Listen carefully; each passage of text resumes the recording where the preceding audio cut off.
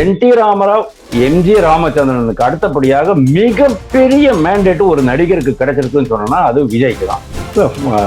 DMK first day right from day one அவங்க வந்து எதிர்கட்சியா செயல்பட ஆரம்பிச்சிட்டாங்கிறதான் பாக்குறோம். இந்த அளவுக்கு அவங்க சன் டிவியில போடுறாங்கன்னு சொன்னா சத்தியமா இது வந்து அவங்க they are not going to take it lying down அப்படின்னு தோன்றது.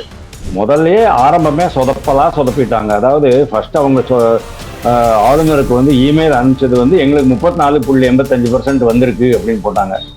யாருக்கு வேணும் உங்களுடைய பர்சன்டேஜ், ஓட் பர்சன்டேஜ் யாருக்கு வேணும்? இன்னைக்கு முடிவெடுக்கக்கூடிய நிலையில் இருக்கும் ராகுல் காந்தியின் கையை கட்டி போட்டது யார்? தேர்தலுக்கு முன்னாலேயே இங்க வாங்கன்னு தானே சொல்லிக்கிட்டு இருந்தாரு அவரு. கடைசியில என்னடானா நொந்து நூறா போயிட்டாரு விஜய். 5% அதிகமாக வாக்குகள் கிடைச்சிருக்கப்படாதா, ஒன்னும் ஒரு 10 பேர் எனக்கு கிடைச்சிருக்கப்படாதான்ட்டு அவர் யோசிக்கிறார். பாவம் விஜய் காங்கிரஸ் கட்சியை எப்படி பார்க்கிறார் அப்படின்னு நீங்க பார்க்கணும். இன்னைக்கு வந்து அவர் ஒட்டு மொத்தமா நம்பி ஏத்துக்கிட்டு இருக்கிறாரு, அந்த 5 பேர் நம்ம கூட இருப்பாங்க அப்படின்ட்டு. ஆனா காங்கிரஸ் கட்சியினுடைய பழைய சரித்திரத்தை நம்ம பார்க்கணுமா வேண்டாமா? அரவிந்த் கெஜ்ரிவாலுக்கு காலை வாரி விட்டது காங்கிரஸ் கட்சி. விஜய்க்கு வந்து அரசியல் புரிதல் கிடையாது, அனுபவம் கிடையாது அப்படிங்கிற அந்த ஒரு காரணத்தை வைத்து விஜயை வைத்து அரசியல் செய்து தங்களுடைய ஆசைகளை நிறைவேற்றிக் கொள்ள பார்க்கிறது காங்கிரஸ். இது என்னுடைய குற்றச்சாட்டு. உட்கட்சி பூசல் நடக்கும், ஏடிஎம்கே பிளவுபடும் அப்படின்னு நம்ம சொன்னோம். அதே தான் இன்னைக்கு நடந்துகிட்டு இருக்கு. அது எப்படி ஆரம்பிப்பாங்கன்னா சி.வி. சண்முகம் பேரை சொன்னேன், தளவாய் சுந்தரம் பேரை சொன்னேன், வேலுமணி பண்ண மாட்டார் அப்படின்னு சொன்னேன். ஆனா இன்னைக்கு வேலுமணியும் அதுல இணைஞ்சிருக்கிறார் அப்படிங்கிறது important. It is a very very very legal thing. தார்மீக அடிப்படையில வேணா அது தவறாக இருக்கலாம், ஆனா சட்டத்துல அதுக்கு இடம் இருக்கு அப்படிங்கும் போது அதை சட்டம் படித்த சி.வி. சண்முகம் பயன்படுத்துவது என்ன தவறு இருக்கு அப்படின்னு நான் கேட்கிறேன். விஜய்க்கும் அதுதான் நல்லதாக இருக்கும். ஏன்னா இந்த காங்கிரஸ் கட்சியை நம்பி பிரயோஜனம் கிடையாது. அதிமுகவை கண்டிப்பா நம்பலாம், அந்த விஷயத்துல நம்பலாம்.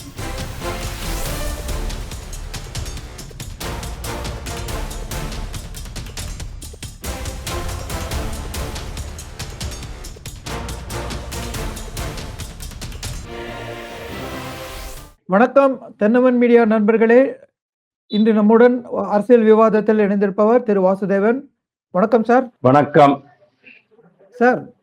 தவேக அறுதி பெரும்பான்மை பெற முடியாட்டியும் ஒரு அதிகபட்ச எம்எல்ஏக்கள் பெற்ற கட்சியா வந்துச்சு தமிழ்நாட்டில். அது ஒரு அரசியல் வரலாற்றில் ஒரு பெரிய திருப்பு முனையாக தான் எல்லாரும் பார்க்குறாங்க. இந்த தருணத்தில் பல ஆண்டுகளாக நடிச்ச இந்த திராவிட அரசியல் சவால் செய்கிற மாதிரி இது முன்னேறி அரசு அமைக்க தயாராகிட்டு வருது. ஆனா இதுக்கு நடுவுல தவேக எம்எல்ஏ சில பேர் குடிச்சிட்டு அதை செலிப்ரேட் பண்றாங்க அவங்க வெற்றிய. சில பேர் ஒரு பெரிய அறிவாள் மாதிரி வீச்சு வாழை வச்சுக்கிட்டு கேக்க வெட்டுறாங்க. அப்புறம் சிவகாசியை சேர்ந்த எம்எல்ஏ கீர்த்தனா அவங்க ஹிந்தி, தெலுங்கு இதுல எல்லாம் நேர்காணல் கொடுக்குறாங்க. ஸோ இதெல்லாம் நான் ஹைலைட் பண்ணாட்டியும் சன் டிவி ஹைலைட் பண்ணி டிவிகே ஃபைல்ஸ்னு ஹேஷ்டேக் கொடுத்து அகில இந்திய அளவில் ட்ரெண்டிங் ஆக்குறாங்க. எப்படி இருக்கு பாருங்க அப்படின்னு இப்பயே ஆரம்பிச்சிட்டாங்க. அவங்க ஒரு சிறப்பான எதிர்கட்சியா செயல்படத்துக்கு. இதை முதல்ல எப்படி பாக்குறீங்க? மற்ற விஷயங்களுக்கு நம்ம அப்புறம் போவோம். DMK first day right from day one அவங்க எதிர்கட்சியா செயல்பட ஆரம்பிச்சிட்டாங்கிறதான் பாக்குறோம்.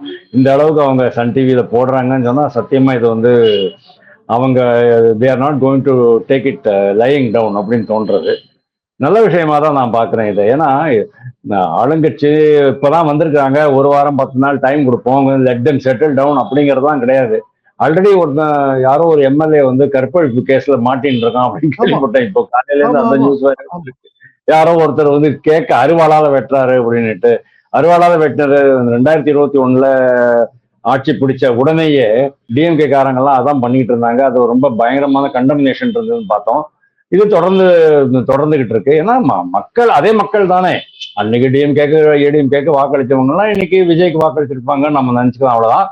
பட் இதை பாயிண்ட் அவுட் பண்றது நல்ல விஷயமா தான் நான் பாக்குறேன். இது இந்த புரிதல் மக்களுக்கு வரணும், அதுக்காக இவங்க ஹைலைட் பண்றது நல்லது, தவறே கிடையாது. தவேக வெற்றி பெற்றனா மே 4 ஒரு கலவரம் வெடிக்கலாம் அப்படின்னு நீங்க தான் சொன்னீங்க. ஸோ இதெல்லாம் அதுக்கான முன் அறிகுறிகளா? நம்ம இது வரைக்கும் கலவரம் வெடிக்காதது நல்லதுதான். பட் தவேகாக்கும் திமுகக்கும் இப்படி அவங்க திமுக இதெல்லாம் ஹைலைட் பண்ண போக அவங்க 2 பேருக்குள்ள ஏதாவது கலவரம் வெடிக்க வாய்ப்பு இருக்கா? இல்ல இதெல்லாம் கலவரம் வெடிக்கிற அளவுக்கு போகாது. தேர்தல் முடிவு எண்ணிக்கை நாளுக்கு முதல்ல நாங்கெல்லாம் சொன்னது என்ன அப்படின்னா, ஒருவேளை விஜய்க்கு ஒண்ணுமே வரல, 10-15% தான் வந்தது, எந்த இடத்துலையும் ஜெயிக்க முடியல, அவர் ஒருத்தர் தான் ஜெயிச்சாரு அப்படிங்கிற மாதிரி இருக்கும் போது அது வந்து விஜய் ரசிகர்கள், ஆதரவாளர்கள், தொண்டர்களுக்கு ஒரு மிகப்பெரிய ஏமாற்றத்தை கொடுக்கும். அந்த ஏமாற்றத்தை ஏற்றுக்கொள்ளும் மனநிலையில் அவர்கள் இருக்க மாட்டார்கள். அதனால இந்த மாதிரி யாராவது சூசைட் பண்ணிக்குவாங்க, யாராவது கையை வெட்டிக்குவாங்க, இந்த மாதிரி ஏதாவது ஆகலாம், கலவரம் ஆகலாம் அப்படின்னு நினைச்சேன். அதே சமயம் வெற்றி பெற்றாலும் கலவரம் ஆகலாம் அப்படின்னு நான் சொன்னது அவங்க வந்து ப்ரூவ் பண்ணிட்டாங்க. நாங்க அந்த மாதிரி இல்லைங்க அப்படின்ட்டு. அந்த விஷயத்துல நான் மகிழ்ச்சியோட தான் இருக்கேன். தேங்க்யூ. சரி. ஸோ இப்போ டிஎம்கே காங்கிரஸ் அவங்க கூட்டணி அஃபிஷியலாக முறிஞ்சு போச்சு. ஸோ காங்கிரஸ் வந்து சப்போர்ட் பண்ணுறேன்னு அவங்க சொல்லி ஆட்சியில் பங்கு பெறுவோம் அப்படின்னு கிருஷ்ணோடங்கர் சொல்லி அது நேர்காணல்லாம் வந்து வெளில வர ஆரம்பிச்சிருச்சு. ஸோ 2 பேரும் அவங்க கூட்டணி உடஞ்சிருக்கிற இந்த நிலையில இப்போ பிஹைண்ட் த சீன்ஸ் என்ன மாதிரி நெகோசியேஷன் நடந்துட்டு இருக்கு? இல்ல அவங்க ஆல்ரெடி லெட்டர் கொடுத்தாச்சு. அந்த 5 பேருடைய பேரையும் அவருடைய லெட்டர்ல சேர்த்திருக்கிறாரு. 208 பிளஸ் 108 பிளஸ் 5 113 சொல்லிட்டு தான் கொடுத்துருக்கிறாரு. முதல்லயே ஆரம்பமே சொதப்பிட்டாங்க. அதாவது ஃபர்ஸ்ட் அவங்க ஆளுநருக்கு வந்து இமெயில் அனுப்பிச்சது வந்து எங்களுக்கு 34.85% வந்திருக்கு அப்படின்னு போட்டாங்க. யாருக்கு வேணும் உங்களுடைய பர்சன்டேஜ், ஓட் பர்சன்டேஜ் யாருக்கு வேணும்? நம்மளுக்கு வேண்டியது, எங்களுக்கு வேண்டியது எவ்வளவு எம்எல்ஏக்கள் உங்களுக்கு உங்களை ஆதரிக்கிறாங்க, ஆதரவு தராங்க அப்படிங்கிறது தான். அப்படின்னு சொன்னதுக்கு அப்புறமா அவங்க வந்து லிஸ்ட் கொடுங்க அப்படின்னு இருக்காங்க. செகண்ட் லெட்டர் போச்சு. அப்புறம் தேர்ட் லெட்டர் எடுத்துக்கிட்டு இப்பதான் விஜய் போயிட்டு சாயங்காலம் ஆளுநரை போய் பார்த்துட்டு அவருடைய கட்சி நிர்வாகிகளோட எல்லாரும் போயிருந்தாரு. செங்கோட்டையன் அவருக்கு பக்கத்துல நின்று இருந்தாரு. வழக்கமா செங்கோட்டையன் 4வதா தான் நிப்பாரு. இன்னைக்கு வந்து 2வதா நின்னது ரொம்ப ஆச்சரியமா இருக்கு எனக்கு. நோட் பண்ணிருப்பீங்கன்னு நினைக்கிறேன். அதாவது செங்கோட்டையன் இம்பார்ட்டன்ஸ் பெறுகிறார் அப்படிங்கிறத நம்ம நோட் பண்ணிக்கணும். ஸோ ஆளுநர்கிட்ட அவங்க 2 வீக்ஸ் டைம் கேட்டிருக்கிறாங்க. ஆளுநர் வந்து 105க்கு 113க்கு ஒத்துன்னு இருக்கலாம். ஃப்ளோர்ல என்ன ஆகும், என்ன அன்னைக்கு எவ்வளவு பேர் வரப்போறாங்க அப்படிங்கிறது தெரியாது. எவ்வளவு பேர் அப்சென்டா இருப்பாங்க, எவ்வளவு பேர் வந்து வாக்கெடுப்பு நடத்தும் போது வெளிநடப்பு செய்வார்கள் அப்படிங்கிறது தெரியாது. இதெல்லாமே வந்து அந்த ஃப்ளோர் டெஸ்ட்ல தாக்கத்தை ஏற்படுத்தும் அப்படிங்கிறதுனால அவர் ஒத்துக்கிட்டு இருந்திருக்கலாம் அப்படின்னு தான் நான் நினைக்கிறேன். இன் ஆல் ப்ராபபிலிட்டி டுமாரோ அந்த ஸ்வேரிங் அண்ட் செரமனி, பதவியேற்பு நிகழ்ச்சி அப்படிங்கிறது கண்டிப்பா நடக்கும் அப்படிங்கிறது என்னுடைய நம்பிக்கை தான். இப்போ இதுக்கு பின்னால யாரு இருக்காங்க நீங்க கேட்டீங்க இல்லையா, இது கொஞ்சம் ட்ரிக்கி கொஸ்டின். இப்போ கார்த்தி சிதம்பரம் சொல்லிட்டாரு, நம்ம வந்து இதைதான் பண்ணணும், இனிமே டிஎம்கே விட்டுறலாம் அப்படிங்கிற மாதிரி. சரி, யாருடைய டெசிஷன் அது? நாங்க வந்து உங்களுக்கு சப்போர்ட் பண்றோம்ட்டு ராகுல் காந்தியோட டெசிஷன். அப்போ இதே ராகுல் காந்தி தேர்தலுக்கு முன்னால என்ன சார், ஏன் சார் அவரால் அந்த டெசிஷன் எடுக்க முடியல? இன்னைக்கு முடிவெடுக்கக்கூடிய நிலையில் இருக்கும் ராகுல் காந்தியின் கையை கட்டி போட்டது யார்? தேர்தலுக்கு முன்னாலேயே இங்க வாங்கன்னு தானே சொல்லிக்கிட்டு இருந்தாரு அவரு. எவ்வளவு முறை அவர் வெயிட் பண்ணிட்டு, எவ்வளவு நாள் அவரை காக்க வச்சுட்டீங்க விஜய, எவ்வளவு நாட்கள் நீங்க காக்க வச்சீங்க? இப்ப வந்துருவோம் அப்படின்னு பேசிட்டு இருந்தீங்க. மாணிக்கம் தாக்கூர் ஒரு பக்கம், ஜோதிமணி ஒரு பக்கம், கார்த்தி சிதம்பரம் ஒரு பக்கம், ராஜேஷ்குமார் ஒரு பக்கம், இவர் ஒரு பக்கம். செல்வ பெருந்தகையை தவிர பாக்கி எல்லோருமே அந்த பக்கமா தான் பேசிக்கிட்டு இருந்தீங்க. அப்போ என்ன தோணிட்டு இருந்ததுன்னு சொன்னா, கண்டிப்பா அவங்க அங்கதான் போறாங்கன்னுட்டு. கடைசியில என்னடானா நொந்து நூறா போயிட்டாரு விஜய். அப்போ மட்டும் இவங்க போயிருந்தாங்கன்னு சொன்னா நிலைமை எப்படி மாறி இருக்கும் நீங்க திங்க் பண்ணி பாருங்க சார். இன்னைக்கு வந்து அவருக்கு வந்து 108ல வந்து நிக்குது. 108 ஒரு அழகான நம்பர் தெரியுமா உங்களுக்கு? 108ங்கிறது ரொம்ப புனிதமான நம்பர் இந்துக்களுக்கு. 5% அதிகமாக வாக்குகள் கிடைச்சிருக்கப்படாதா? ஒரு 10 பேர் எனக்கு கிடைச்சிருக்கப்படாதான்ட்டு அவர் யோசிக்கிறார் பாவம். அன்பார்ச்சுனேட்லி அது கிடைக்கலைங்கிறது உண்மை. அது காரணம் வந்து இவங்க தான், காங்கிரஸ் கட்சி பண்ணின அந்த கால தாமதம். அன்னைக்கு முடிவெடுக்க முடியாமல் இருந்த ராகுல் காந்தி இன்னைக்கு முடிவெடுக்கிறார் சொன்னா, இதுக்கு அவங்க அம்மாவுடைய பெர்மிஷன் இருக்கா, மல்லிகார்ஜுன் கார்கேயோட பெர்மிஷன் இருக்கா, ஒருவேளை சிடபிள்யூசிக்கு போகணும்னா அதோடைய பெர்மிஷன் இருக்கா அப்படிங்கிறது எனக்கு தெரியல. மோரோவர் ரெண்டாவது என்ன அப்படின்னா, விஜய் காங்கிரஸ் கட்சியை எப்படி பார்க்கிறார் அப்படின்னு நீங்க பார்க்கணும். இன்னைக்கு வந்து அவர் ஒட்டு மொத்தமா நம்பி ஏத்துக்கிட்டு இருக்கிறாரு, அந்த 5 பேர் நம்ம கூட இருப்பாங்க அப்படின்ட்டு. ஆனா காங்கிரஸ் கட்சியினுடைய பழைய சரித்திரத்தை நம்ம பார்க்கணுமா வேண்டாம்? நம்ம நாள் ஃபர்ஸ்ட் டேல இருந்து, அன்னைக்கு 4ஆம் தேதியில இருந்து நான் இதை தான் சொல்லிக்கிட்டு இருக்கேன். நம்பகத்தன்மை இல்லாத ஒரு கட்சி.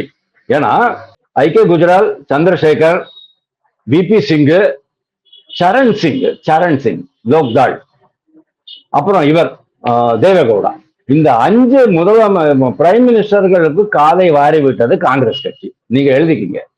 எவ்வளவோ மாநிலங்கள்ல வெளியிலேருந்து நாங்க ஆதரவு தரோம் சொல்லிட்டு, பீகார், உத்தரப்பிரதேசத்துல வெளியிலேருந்து ஆதரவு தரோம் சொல்லிட்டு கடைசியில காலை வாரி விட்டது காங்கிரஸ் கட்சி.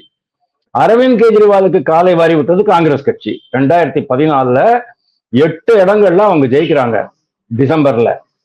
அந்த 8 இடங்களை வச்சுதான் அரவிந்த் கெஜ்ரிவால் அமைச்சரவை பண்றாரு, அரசு அமைக்கிறாரு. ஒரே மாசத்துல காலவாரி விட்டுட்டாங்க.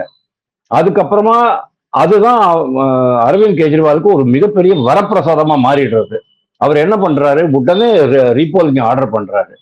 ரீபோலிங்ல 70க்கு 67 அடிச்சுட்டு வர்றாரு அவரு. அதனால காங்கிரஸ் கட்சியினுடைய பழைய இதை நீங்க பாத்தீங்கன்னு சொன்னா, அந்த டெண்டன்சி நீங்க பாத்தீங்கன்னு சொன்னா, இவங்க வந்து ரொம்ப நாள் இந்த கூட்டணி இந்த கட்சிக்கு ஆதரவு கொடுப்பாங்க அப்படிங்கிறது நான் நம்பல. இதை வந்து விஜய்க்கு யாராவது ஒரு விதத்தை புரிய வைக்க வேண்டும் அப்படின்னு நான் நினைக்கிறேன். ஆக மொத்தம் இப்போ விஜய் வந்து சூஸ் பண்ற கண்டிஷன்ல இருக்கிறாரு. இவங்க முதல்லயே போயிருந்தாங்கன்னு சொன்னா இந்த ஜஞ்சட் இருக்காது, இந்த பிரச்சனையே இருந்திருக்காது, அவங்க பாட்டுக்கு ஆட்சி அமைச்சிருக்கலாம், நிறைய இடங்கள்ல வெற்றி பெற்று இருக்கலாம். ஆனா இன்னைக்கு காங்கிரஸ் கட்சி அங்க போறதுனால காங்கிரஸ் கட்சிக்கு ஒரு ஆசை என்ன அப்படின்னா, விஜய் வந்து ஆல்ரெடி சொல்லிட்டாரு இல்லையா, எங்கள் கூட்டணிக்கு வருபவர்களுக்கு நாங்கள் வந்து ஆட்சியில் பங்குன்னு சொல்லுவோம் அப்படின்னு சொன்னாரு. அதையே நீங்க இன்னைக்கு இருக்கிற சூழ்நிலை நீங்க இன்டர்பிரட் பண்ணி பார்க்கணும். அன்னைக்கு சொன்னார் அதை, எங்கள் கூட்டணியில் வந்து சேர்பவர்களுக்குன்னா தேர்தலுக்கு முன்னால அவர் சொன்னார், சார் 2.5 வருஷமா கத்திக்கிட்டு இருக்காரு அவரு, நீங்க தான் போய் சேரல. இன்னைக்கு நீங்க போய் சேர்றீங்க, என்ன காரணம்? அவர் கையில ஆட்சி வருது, இதோ தொட்டுட்டாரு ஆட்சிய, நம்ம போய் சேர்ந்துக்கலாம், நம்ம 2 மினிஸ்டர் பதவி வச்சுக்கலாம், பைனான்ஸ் மினிஸ்டர், அப்புறமா பிடபிள்யூடி மினிஸ்ட்ரி வச்சுக்கலாம், இல்லைன்னா நீர்ப்பாசனத்துறை வச்சுக்கலாம், நிறைய காசு சம்பாதிக்கலாம், ஊழல் பண்ணலாம். இதுதான் காங்கிரஸ் கட்சியினுடைய திங்கிங். இந்த திங்கிங் தெரியாம இவர் வந்து அவங்க விரிச்ச வலையில விழ போறாரு விஜய். Very unfortunate.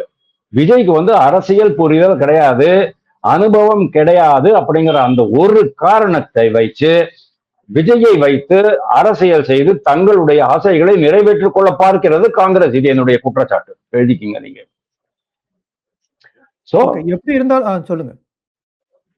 கேரியா. இல்ல எப்படி இருந்தாலும் இன்னைக்கு காங்கிரஸோட சப்போர்ட் இல்லாம விஜயால வர முடியாது. அது மட்டும் இல்ல, அவருக்கு இன்னும் அடிஷனல் நம்பர்ஸும் தேவைப்படுது. சோ அதனால விசிக, இந்திய கம்யூனிஸ்ட் இவங்க எல்லாம் வந்து அவங்க எல்லாம் நாளைக்கு செயற்குழு கூடி முடிவு எடுக்க போறதா முடிவு எடுத்திருக்காங்க. சோ இப்படி இவங்களுடைய ஆதரவெல்லாம் எடுத்துக்காம விஜய் வந்து ஒரு அரசியல் முதிர்ச்சியோட வேற என்ன முடிவு எடுக்க முடியும்? சார் பாருங்க, ஒரு எம்எல்ஏ கட்சி 2 எம்எல்ஏ கட்சிகளுடைய ஆதரவெல்லாம் தேவையே கிடையாது. மொத்தமா ஏடிஎம்கே கிட்ட இவ்வளவு பேர் இருக்கிறாங்க, 45 பேர் எம்எல்ஏஸ் இருக்கிறாங்கன்னு சொன்னா அந்த கட்சியினுடைய தலைமையிட்ட போய் பேசணும். காலையில அதுக்குதான் அங்க போய் பேசியிருக்கிறாங்க. அங்க போய் பேசும்போது நேற்றுக்கு ராத்திரி என்னாச்சு, நம்ம முதல்ல சொல்லியிருக்கோம், 4ஆம் தேதி உங்ககிட்ட நான் இன்டர்வியூ பண்ணும்போது 7:30 மணிக்கு நான் அதை சொன்னேன், 7:45 மணிக்கு நான் அதை சொன்னேன், உட்கட்சி பூசல் நடக்கும், ஏடிஎம்கே பிளவுபடும் அப்படின்னு நம்ம சொன்னோம். அதே தான் இன்னைக்கு நடந்துகிட்டு இருக்கு. நான் வந்து அது எப்படி ஆரம்பிப்பாங்கன்னா, சிவி சண்முகம் பேரை சொன்னேன், தளவாய் சுந்தரம் பேரை சொன்னேன், வேலுமணி பண்ண மாட்டார் அப்படின்னு சொன்னேன். ஆனா இன்னைக்கு வேலுமணியும் அதுல இணைஞ்சிருக்கிறார் அப்படிங்கிறது இம்பார்ட்டன்ட். இதே 6 பேர் தான் 2 வருஷம் முன்னால பாஜக கூட கூட்டணி வச்சுக்கலாம் ஐயா அப்படின்னு அவங்க கேட்டாங்க. அப்பவும் எடப்பாடி பழனிசாமி வேண்டாம் சொல்லிட்டு 2024 மக்களவை தேர்தலில் தனியா சந்திச்சு ஏதாவது தோல்வி அடைஞ்சாரு. அதுக்கப்புறமா தான் அவர் இறங்கி வந்தாரு, சரி இவங்க சொன்னது கரெக்ட் போல் இருக்கு அப்படின்ட்டு அவர் இறங்கி வந்தாரு. ரைட்டு. இப்போ இவங்க ஆல்ரெடி ஒரு பிளான் பண்ணி வச்சுட்டாங்க. அதாவது இன்னைக்கு அதிமுகல வெற்றி பெற்று வந்தவர்களுடைய எதிர்காலம் என்ன, அதைத்தான் நான் பார்ப்பேன். நான் வந்து ஒரு எம்எல்ஏவா இருந்தா என்னுடைய எதிர்காலம் என்ன, இவங்களோட பயணிக்கிறது கரெக்டா அல்லது தாவேக்கா பக்கம் போறது கரெக்டாங்கிறதான் நான் யோசிப்பேன். கட்சி தாவல் அப்படிங்கிறது தார்மீக அடிப்படையில தவறு தான், நான் ஒத்துக்கிறேன். கட்சி தாவின பிறகும் கூட நான் என்னுடைய தொகுதி மக்களுக்கு கடமைப்பட்டிருக்கிறேங்கிறத நீங்க ஒத்துக்கிறீங்களா மாட்டீங்களா? ஒத்துக்கிறேன்.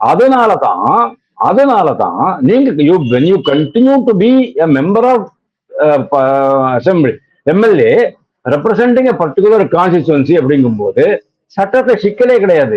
ஒன்லி திங் இஸ் இந்த மாதிரி ஆயாராம் கயாராம் வர வேண்டாம் அப்படிங்கறதுனாலதான் 1/3 அப்படின்ட்டு காங்கிரஸ் கட்சி தான் கொண்டு வந்தோம் அந்த சட்டத்தை. 1985ல இது கட்சி தாவல் தடை சட்டத்திற்கு கொண்டு வந்தது காங்கிரஸ் கட்சி, பாரதிய ஜனதா கட்சி கொண்டு வரல. 1/3 அதைத்தான் வந்து ஏக்நாத் ஷிண்டே பண்ணினாரு. அதைத்தான் இன்னைக்கு இவரு சோப்ரா பேரு ரகு சட்டா பண்ணாரு. ரைட். அதனால இது வந்து it is an official thing. It is a very very very legal thing. தார்மீக அடிப்படையில வேணா அது தவறாக இருக்கலாம், ஆனா சட்டத்துல அதுக்கு இடம் இருக்கு அப்படிங்கும் போது அதை சட்டம் படித்த சி.வி. சண்முகம் பயன்படுத்துவதில் என்ன தவறு இருக்கு அப்படின்னு நான் கேட்கிறேன். இப்போ அவங்க எல்லாம் போயிருக்கிறாங்க. நேற்றுக்கு நைட்டு மீட்டிங் நடந்தது. இன்னைக்கு காலையில ஆனந்த் புஷி ஆனந்த் அங்க போயிட்டு பேசிட்டு இருக்கிறாரு பழனிசாமி கூட. மத்தியானத்துக்கு மேல இவங்க எல்லாம் போயிருக்கிறாங்க, 5-6 பேர் போயிருக்கிறாங்க. அதே 6 பேர் அந்த பேசியிருக்கிறாங்க. இந்த மாதிரி இருக்கு ஐயா. ஃபர்ஸ்ட் அவங்க என்ன பண்ணுவாங்க, கட்சியை உடைச்சிட்டு வெளில வந்துட மாட்டாங்க. முதல்ல தலைவரை போய் கன்வின்ஸ் பண்ணுவோம். ஏன்னா அவங்களுக்கு தலைவர் மேல இன்னும் மரியாதை இருக்கு. ஏன்னா இந்த கட்சி கட்டுக்கோப்பா இருக்கணும்னு அவங்களும் விரும்புறாங்க. அப்படி இருக்கும்போது நம்ம முதல் தலைவரை போய் பார்ப்போம், கன்வின்ஸ் பண்ணுவோம் அப்படிங்கறதுனால அவங்க போயிருக்கிறாங்க. இப்போ இந்த மாதிரி ஒரு சிச்சுவேஷன்ல எடப்பாடி பழனிசாமியுடைய மனநிலை எப்படி இருக்கும் நீங்க பாருங்க. ஒரு எதிர்கட்சி தலைவராக இருந்து தேர்தலை சந்தித்து முதல்வராக வேண்டியவர் எதிர்கட்சி தலைவராகவும் கூட ஆக முடியாமல் 3வது இடத்திற்கு தள்ளப்பட்டோமே அப்படிங்கிற ஒரு வருத்தம். 2வது 10 தோல்வி அப்படின்னு பேரை வச்சுட்டு இருந்தவர் 11 தோல்வி எட்ஸெட்ரா அப்படிங்கிற மாதிரி மாறிட்டோமே அப்படிங்கிறது 2வது வருத்தம். 2 கோடி தொண்டர்கள் உள்ள ஒரு கட்சி, அதை தவிர பாரதிய ஜனதா கட்சிக்கு 44 லட்சம் தொண்டர்கள், பாமகவுக்கு 1 கோடி தொண்டர்கள், 3 கோடியே 40 லட்சம் உறுப்பினர்கள் இருக்கக்கூடிய கட்சிகள் சொல்றேன் நான். அவ்வளவு பெரிய இருக்கக்கூடிய கட்சி இன்னைக்கு தேர்தலை எவ்வளவுடா எடுத்திருக்குன்னு சொன்னா 1 கோடியே 10 லட்சம் வாக்குகள் தான் எடுத்திருக்கீங்க. அப்போ பாக்கியெல்லாம் எங்க போச்சு? உங்களுடைய உறுப்பினர்களே உங்களுக்கு வாக்களிக்கவில்லை, வெளியே போயிட்டாங்க. காரணம் என்ன? விஜய்க்கு கொடுத்துட்டாங்க, விஜய்க்கு போட்டுட்டாங்க. காரணம் என்ன? உங்களுடைய லீடர்ஷிப் குவாலிட்டி இல்லைங்கிறது தான். உங்களுடைய லீடர்ஷிப்ல ஒரு கவர்ச்சி இல்லை, ஒரு திட்டமிடல் இல்லை, மீண்டும் மீண்டும் சொதப்பிக்கிட்டு இருக்கீங்க அப்படிங்கறதுனாலதான் இப்போ இந்த மாதிரியான ஒரு குன்றிய பொசிஷன் ஸ்டேட்டஸ் போயிடுது.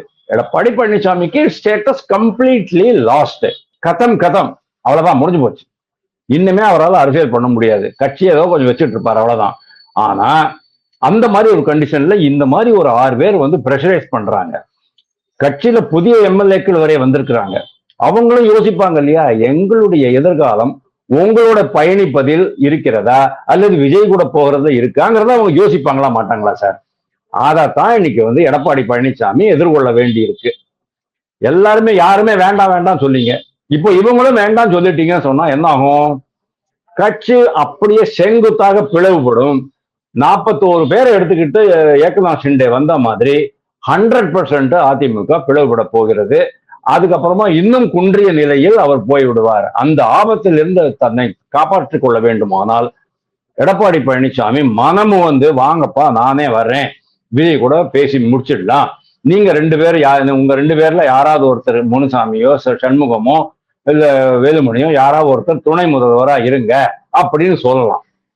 ஆனா விஜய் எகெயின் காங்கிரஸ் வேணுமா வேண்டாமா, ஆதரவு வேண்டுமா வேண்டாமா, காங்கிரஸுக்கு நம்ம ஆட்சியில பங்கு கொடுக்கணுமா வேண்டாமா, மந்திரி சபை கொடுக்கணுமா வேண்டாமா, மந்திரி சபை கொடுக்கணும்னு முடிவு பண்ணா எந்த மந்திரி சபையை கொடுக்கறது, இது எல்லாமே விஜய் தான் டிசைட் பண்ணணும். அந்த நிலையில தான் இன்னைக்கு Vijay versus AIADMK. AIADMK cannot dictate terms.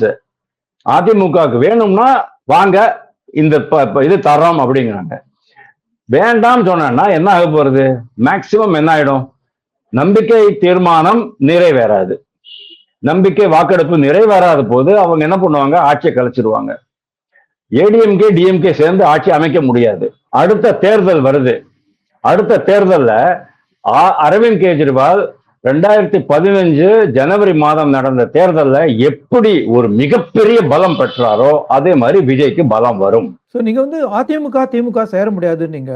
So வேற ஒரு கருத்து நிபுணர் அவர் சொல்ற போது அதிமுகவும் திமுகவும் சேரத்துக்கான முயற்சிகள் ஆரம்பிச்சாச்சு அப்படின்னாரு. ஏன்னா RS பாரதிய 4 நாள் முன்னாடி சொன்னதை கோட் பண்ணி நாங்க 2 பேரும் பங்காளிங்க தான், சேர்ந்தா என்ன அப்படின்னு அவர் சொன்னதை கோட் பண்ணி இப்ப திரைமறைவுல பேச்சு நடக்கிறதாகவும் இவங்க 2 பேரும் சேர்ந்து தாவேக்காவா வந்துட விடக்கூடாது, திராவிட கட்சி பாரம்பரியம் இல்லாத இன்னொரு கட்சி ஆட்சி வந்துடக்கூடாதுங்கிறதுல முனைப்பா இருக்கிற மாதிரி ஒரு கருத்தை ஆரம்பிச்சிருக்கு. இல்ல அதான் எனக்கு தெரியும். இது வந்து பல தரப்புல இருந்து ஆரம்பிச்சது. நான் வந்து ஃபர்ஸ்ட் திராவிடர் கழகம் தான் ஆரம்பிக்கும்னு நினைச்சேன். பட் டிஎம்கேக்குள்ளேயே நிறைய பேர் பேச ஆரம்பிச்சிட்டாங்க. ஆனா ஏடிஎம்கேக்குள்ளேருந்து டிஎம்கேவோட நம்ம இணைஞ்சிடணும், அதாவது தாய் கழகத்துக்கு போயிடணும் அப்படிங்கிற மாதிரி யாரும் பேசின மாதிரி எனக்கு வந்து தகவல் வரல. That is one thing. அப்படியே போனாலும் கூட அந்த இடத்துல ஜெல் ஆகுமா அப்படிங்கிறது ஒரு கேள்வி வருது. ரெண்டாவது, குடும்ப கட்சி அது, ஒரு குடும்பத்தை சார்ந்து இருக்கிற கட்சி. இன்னைக்கு வந்து மு.க. ஸ்டாலின் தோத்தாலும் அவர் தான் கட்சி தலைவர், அந்த சந்தேகமே கிடையாது. அவருடைய தலைமையை எடப்பாடி பழனிசாமி ஏற்றுக்கொள்வாரா அப்படிங்கிறது ஒரு கேள்வி வரும். ரெண்டாவது, அங்க உதயநிதி தான் வந்து அடுத்த தலைவர் அப்படிங்கிற மாதிரி இருக்கு. ஏன்னா அவர் தான் ஜெயிச்சுட்டு வந்திருக்கிறாரு, எம்எல்ஏ. இவரு எம்எல்ஏ, எடப்பாடி பழனிசாமி எம்எல்ஏ. நல்ல வேலையா தாவேக்கா வேட்பாளரை நான் அவர் வந்து டீஆக்டிவேட் பண்ணி நியூட்ரலைஸ் பண்ணி விட்டதுனால அவர் வந்து 95,000 வாக்குகள் வித்தியாசத்துல வெற்றி பெற்று விட்டார்.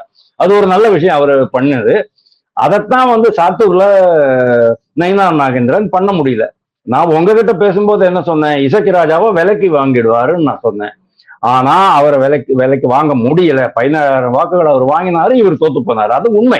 அந்த உண்மையை நம்ம ரெக்கார்ட் பண்ணி தான் ஆகணும். சோ இவர் ஒரு சீஃப் மினிஸ்டரா இருந்தவர், அவர் உதயநிதி வந்து துணை முதல்வரா இருந்தவர். இவங்க ரெண்டு பேரும் இணையும் போது என்ன ஆகும் அப்படிங்கிறது என்னால் இமேஜின் பண்ணிக்கவே முடியல. எக்கச்சக்கமான முரண்பாடுகள் இருக்கின்றன. அதாவது ரெண்டுமே கழகங்கள் தான் அப்படின்னு சொன்னாலும் எல்லாமே ஒரே மாதிரி. அண்ணா இது ராமசாமி நாயக்கர், அண்ணாதுரை, இந்த ரெண்டு பேர் தான் மெயின்லி. அதுக்கப்புறமா கருணாநிதி வந்த அப்புறம் ஒரு 6 வருஷத்துக்கு அப்புறம் தான், 5 வருஷத்துக்கு அப்புறம் தான் அண்ணா திராவிட முன்னேற்ற கழகம் ஆரம்பிச்சது. ஸோ கருணாநிதியும் சேர்த்துக்கலாம். ஏன்னா சேர்ந்த கழகத்துல கருணாநிதியும் இதுவரா இருந்திருக்காரு. 1969 71 வரைக்கும், 77 வரைக்கும் அவர் வந்து 72 இவங்க கட்சி ஆரம்பிக்கிற வரைக்கும் அவர் வந்து தலைவராக இருந்திருக்கிறாரு. ஸோ தலைவர்கள் எல்லாம் ஒன்னா இருந்தாலும், கொள்கை எல்லாம் ஒன்னாவே இருந்தாலும் கூட பர்சனாலிட்டில ஒரு பெரிய டிஃபரன்ஸ் வருது, முரண்பாடு, முட்டு மோதல்கள் இருக்கும் அப்படிங்கிறதான் நான் நினைக்கிறேன். ஏடிஎம்கே டிஎம்கேயும் தொண்டர்கள் அளவுல வந்து சேர்ந்துக்கலாம், தப்பு கிடையாது. ஆனா தலைவர்கள் அளவுல சேர முடியாது.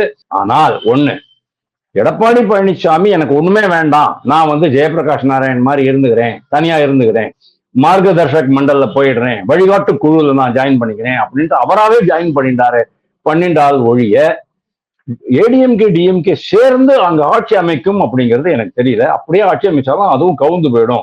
திருப்பியும் அது விஜய்க்கு தான் ஃபேவரபிளா இருக்கும் அப்படின்னு நான் நினைக்கிறேன். ஏன்னா அவங்க என்ன சொல்ல வந்தாங்கன்னா, 2 பேருக்கும் காமனா ஒரு பர்சனை கண்டுபிடிச்சு, இப்ப கர்நாடகால குமாரசாமிக்கு நடந்த மாதிரி காமனா ஒரு பர்சனை கண்டுபிடிச்சு அவரை பதவியில உட்காந்து வச்சு இவங்க 2 பேரும் வெளியில இருந்து சப்போர்ட் பண்ணி திராவிட பாரம்பரியத்தை இன்னும் மெயின்டைன் பண்ணலாம் அப்படின்னு நினைக்கிறாங்க. திராவிட பாரம்பரியம்ங்கிறது ஒண்ணுமே கிடையாது, சப் நான்சென்ஸ். அது நம்மளுக்குள்ள வச்சுக்குவோம். ஏன்னா அவங்க வந்து செய்தியை தான் சொல்றேன். ஆமா ஆமா, அது கரெக்ட், அது வேணா இருக்கலாம். ஆனா இவங்க 2 பேருமே ஒப்புக்கொள்ளக்கூடிய ஒரு தலைவர் அப்படின்னு சொன்னா, ஒரு தலைவர், அதுவும் நல்ல ஆளுமை மிக்க தலைவர் அப்படின்னு சொன்னா யாரு இருக்காங்க அப்படிங்கிறது எனக்கு தெரியல, சத்தியமா தெரியல. என்னன்னா பிரேமலதாவை சபாநாயகரா உட்காத்தி வச்சு அதுக்கப்புறம் பண்ணலாமா அப்படின்னு.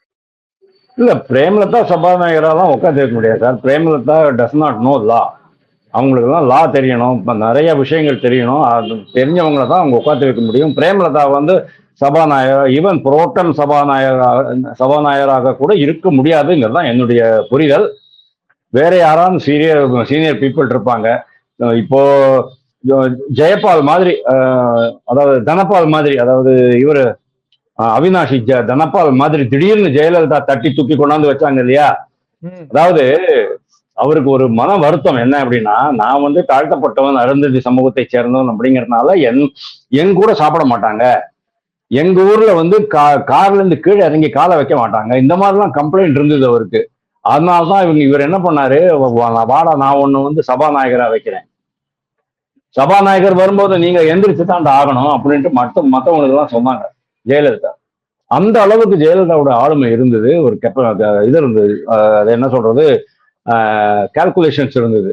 ஆனா அந்த மாதிரியான ஒரு தலைமை யாராவது இருக்காங்களா டிஎம்கேல இன்னைக்கு அப்படின்னு கேட்டா, சேகர் பாபு அப்படின்னு சொல்லலாமா, அல்லது ஐ பெரியசாமி, கே என் நேரு இவங்கெல்லாம் வந்து தலைவரா ஏத்துக்க முடியுமா அப்படிங்கிறது எனக்கு ரொம்ப டவுட் தான். ஆனா டிஎம்கே தான் அதிக எம்எல்ஏக்கள் இருக்கிற கட்சி அப்படிங்கறதுனால அவங்க என்ன பண்ணுவாங்க, முதல்வர் எங்க கட்சியில தான் வரணும் அப்படிம்பாங்க. பிரேமலதா அல்லது விடுதலை சிறுத்தைகளுக்கு வேணா ஆசை இருக்கலாம். ரெண்டு பேரை வச்சுக்கிட்டு நான் எப்படி 2 பேருக்கும் காமனா இருக்கிற ஒருத்தரை வந்து ஐடென்டிஃபை பண்ணி இவங்க 2 பேரும் சப்போர்ட் பண்ணலாமா அப்படின்னு தான் ஒரு ப்ரொபோசிஷன். அது விடுதலை சிறுத்தையில இருந்தும் இருக்கலாம், மதிமுகல இருந்தும் இருக்கலாம், பாமகல இருந்தும் இருக்கலாம். விடுதலை சிறுத்தைகள் இதெல்லாம் இருக்க சான்ஸே கிடையாது. பாமக எல்லாம் கொண்டே வர மாட்டாங்க. ஏன்னா டிஎம்கேலயே ஏகப்பட்ட வன்னியர்கள் இருக்கிறாங்க, வன்னியர் தலைவர்கள் இருக்கிறாங்க. அதனால அதெல்லாம் சான்ஸே கிடையாது. வன்னியர்கள் சைட்ல இருந்தும் அது ஆக போறது, விடுதலை சிறுத்தைகள் சைட்ல இருந்தும் அது ஆக போறது. ஆகணும்னு சொன்னா டிஎம்கே சைட்ல இருந்து ஆகும். டிஎம்கேல வந்து அந்த மாதிரியான ஒரு டிரான்ஸ் பார்ட்டி இது பான் பார்ட்டி லீடர் ஒரு யாருமே கிடையாது அப்படிங்கிறது தான் என்னுடைய அபிப்பிராயம். Not possible. ஓகே. ஸோ இப்போ பிஹைண்ட் த சீன்ஸ் விஜய் என்ன முடிவு எடுக்கக்கூடும்? எனக்கு என்னமோ விஜய் வந்து டைரக்டா இப்போ ஆனந்த் போய் பேசிட்டு வந்திருக்கிறாரு. இப்போ இவங்க எல்லாம் பேசியிருக்கிறாங்க. இது ரெண்டுமே பேரலா தான் நடக்குது. வந்து எதுவுமே இல்ல, நாங்க ஆதரவு தரதா சொல்லல, தவறான தகவல்னு செய்தி வந்தது. இல்ல தவறான தகவல் தான், அது கரெக்ட் தான். அவங்க இன்னும் சொல்லவே இல்லை, அது இன்னும் கண்டிப்பா அவங்க சொல்லவே இல்லை. ஆனா இப்போ காங்கிரஸ் கட்சியினுடையதை அவங்க ஏத்துக்கிட்டு இருக்காங்க. ஏன்னா அவங்களுடைய 5 பேருடைய பேரை அந்த கடிதத்துல எழுதி ஆர்லேக்கருக்கு கொடுத்தாச்சு, இவருக்கு ஆளுநருக்கு கொடுத்துட்டாங்க. அதனால இட் இஸ் அபிஷியலி அக்செப்டட் அப்படின்னு வச்சுக்கலாம். இன்னும் 5 பேர் தான் வேணும். ஆனா விஜய் இந்த மாதிரி கூட டீல் போடலாமே, நீங்க வந்து வெளிநடப்பு பண்ணிடுங்க அப்படின்னு கூட டீல் போடலாமே. வெளிநடப்பு பண்ணாங்கன்னு சொன்னா ஆட்டோமேட்டிக்கலி நம்பர் குறையும், எம்எல்ஏஸ் பிரசன்ட் கம்மியாயிடும், அந்த ஹாஃப் வே மார்க்குங்கிறது கம்மியாயிடும், ஜெயிச்சுட்டு போயிடலாம். ஆனா இதெல்லாம் வந்து இந்த மாதிரியான ஜிம்மிக்ஸ் எல்லாம் அவர் பண்ணணுமா அப்படிங்கிறது தான் சார் எனக்கு கேள்வி. சார் நீங்க வந்து ஸ்டார்டட் ஆன் கிளீன் ஸ்லேட் அப்படிங்கும் போது don't prefer any devious ways to win confidence ஓட் அப்படின்னு நான் சொல்றேன். அதுக்கு தான் என்ன பொறுத்த வரைக்கும் இப்போ ரெண்டுமே பேரலா தான் நடக்குது. சிவி சண்முகம் உடைய எஃபர்ட்ஸ் பேரலா தான் நடக்குது கட்சியை பிரிக்கிறதுக்கு. அதே சமயம் அவங்களே சொல்றாங்க, ஐயா நம்ம வந்து சப்போர்ட் கொடுத்துடலாம் அப்படின்ட்டு தலைமையை கன்வின்ஸ் பண்றதுக்கும் ஒரு முயற்சி நடந்துகிட்டு இருக்கு. இன் ஆல் ப்ராபபிலிட்டி நாளைக்கு காலையில் நம்மளுக்கு தெரியும், எடப்பாடி பழனிசாமி மனமு வந்து அவங்களுக்கு வந்து சப்போர்ட் பண்றதுக்கு தயாராயிடுவார் அப்படின்னு தான் நான் பாக்குறேன். விஜய்க்கும் அதுதான் நல்லதாக இருக்கும். ஏன்னா இந்த காங்கிரஸ் கட்சியை நம்பி பிரயோஜனம் கிடையாது. அதிமுகவை கண்டிப்பா நம்பலாம், அந்த விஷயத்துல நம்பலாம். ஜெயலலிதா ஒரு முறை இவர் அடல் பிஹாரி வாஜ்பாயினுடைய அரசை கவித்தாங்க. அது என்ன காரணம் அப்படிங்கிறது நம்ம எல்லாருக்குமே தெரியும், அது போட்டோம். பட் அந்த மாதிரி இந்த ட்ரிப் நடக்க வாய்ப்பு இல்லை அப்படிங்கிறது தான் நான் நினைக்கிறேன். ஏன்னா இன்கேஸ் அவங்க அதை கவுத்துட்டு திருப்பியும் டிஎம்கே கூட டீல் போட்டுட்டு டிஎம்கே ஏடிஎம்கே நம்ம முதல்ல பேசின மாதிரி ஏடிஎம்கே டிஎம்கே 2 பேரும் சேர்ந்து கூட்டணி ஆட்சி அமைக்கலாம் அப்படின்னு அப்படி போட்டாங்கன்னு சொன்னா அடுத்த தேர்தலில் 2 கட்சியுமே காணாம போயிடும் அப்படிங்கிறது எங்க இருக்கு. இப்ப ஆளுநர் எவ்வளவு சீக்கிரமா இந்த முடிவை எடுக்கணும்? அவர் வந்து நம்பர் வாங்கிட்டாரு, அவர் வந்து எவ்வளவு சீக்கிரம் இந்த முடிவை எடுக்கணும்? இல்ல நான் எனக்கு தெரிஞ்ச மாதிரி இன்னைக்கு நைட்டே அவங்க வந்து கம்யூனிகே கொடுத்துருவாங்க. நாளைக்கு வந்து நீங்க பதவி ஏற்றிருக்கலாம் அப்படின்றவாங்க. பதவி ஏற்ற பிறகு மேபி 1 or 2 மினிஸ்டர்ஸ் கூட அவங்க வந்து மென்ஷன் பண்ணலாம், அது ஒன்றும் ப்ராப்ளம் கிடையாது. மினிஸ்டர்ஸ் மென்ஷன் பண்ணணுங்கிறது கூட ப்ராப்ளம் கிடையாது. பதவி மட்டும் முதல்வர் மட்டும் பதவி ஏற்றுட்டு அதுக்கப்புறமா இந்த வாரம் எண்டு, அதாவது வெள்ளிக்கிழமை முதல் நாள் சட்டசபை கூடலாம். அதுக்கு வந்து இந்த இரங்கல் எல்லாம் இருக்கும். அந்த இரங்கல் அந்த அதாவது பழைய உறுப்பினர்கள் யாராவது இறந்தாங்கன்னு சொன்னா அதுக்கப்புறமா மண்டேலேருந்து கூடும். திருப்பியும் மண்டே, டியூஸ்டே, வெனஸ்டே, ஒரு வாரம் தான் டைம் கொடுப்பாங்க அவங்க. ஏன்னா 2 weeks டைம் இவர் கேட்டிருக்கிறாரு. 2 weeks டைம் கொடுக்கலாம், but it is not mandatory. ஒரு வாரத்துல நீங்க ப்ரூவ் பண்ணுங்கன்னு அவர் சொல்லிட்டாரு சொன்னா. ஏன்னா கவர்னர் வந்து பொலிட்டிக்கல் சிச்சுவேஷன் என்ன அப்படிங்கிறத கரெக்டா அசஸ் பண்ணின்னு தான் அந்த டெசிஷன் எடுக்க முடியும். அதாவது நீங்க நிறைய டைம் கொடுத்துட்டீங்கன்னு சொன்னா அந்த குதிரை பேரம் பேசுவதற்கு அதிகமான வாய்ப்புகள் இருக்கும், அது ஆபத்தாகிடும், அதாவது மக்களுடைய மேண்டேட் டீரெயில் ஆகிடும் அப்படிங்கிற மாதிரி ஆளுநர் நினைச்சார் அப்படின்னு சொன்னா அவரை வந்து ஒரு வாரத்துக்குள்ள பண்ணுங்க, 5 நாள்ல பண்ணிடுங்க அப்படின்னு சொல்லுவாரு. 5 நாளுங்கிறதே ரொம்ப அதிகம் சார். 2 நாள் 3 நாள் ஒரு 2 நாள் தான் டிஸ்கஷன் நடக்கும். செகண்ட் டே ஈவினிங் 5 மணிக்கு வந்து ஓட்டெடுப்பு பண்ணிடுவாங்க. முதல்ல வந்து ஆம் இல்லை அப்படிங்கிற மாதிரி, அதாவது வாய்ஸ் ஓட் வேணுமான்னு கேட்பாங்க. வாய்ஸ் ஓட் வேண்டாம். வாய்ஸ் ஓட்ல என்ன ப்ராப்ளம் இருக்குன்னு நான் சொல்றேன். வாய்ஸ் ஓட்டு அப்படின்னு சொன்னா ஆம் இல்லைன்னு சொல்லணும்னா கை தூக்கணும் இல்லையா? இப்போ அதுல கிராஸ் ஓட்டிங் பண்ண முடியாது. ம். ஏடிஎம்கே காரங்க 10-15 பேர் வந்து விஜய்க்கு வாக்களிக்க முடியாது. கை தூக்கிட்டாங்கன்னு சொன்னா கொரோனா புடிச்சு போடுவான். நீங்க தான் வந்து கட்சி கட்டுப்பாட்டை மீறிட்டீங்க அப்படின்னுட்டு. அதனால அதை பண்ண முடியாது. அதனால இவர் என்ன பண்ணணும் அப்படின்னா, நீங்க வந்து டிவிஷன் பண்ணிடுங்க. அப்போ டிவிஷன்ல என்ன ஆகும்? சீக்கிரட்டா ஆயிடும். அப்போ அதுல கிராஸ் ஓட்டிங் யார் வேணாலும் பண்ணலாம். யாரு பண்ணினாங்கிறத கண்டுபிடிக்கிறது கஷ்டமா போயிடும். ம்.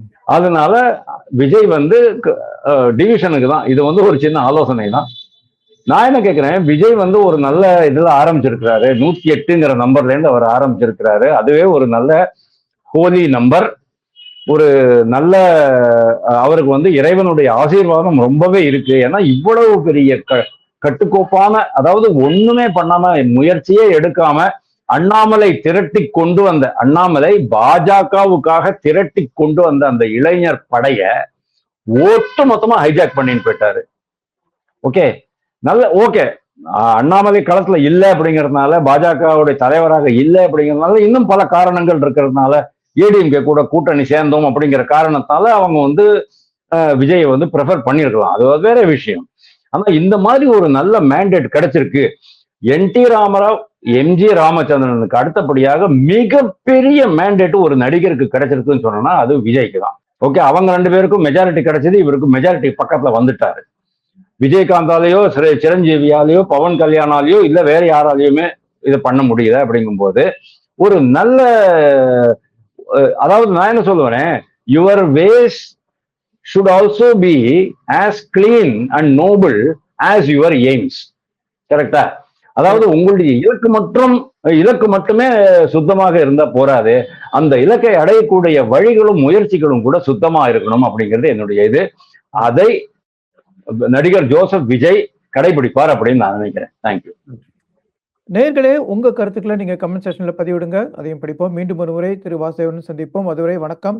Thank you sir. நன்றி. தேங்க்யூ.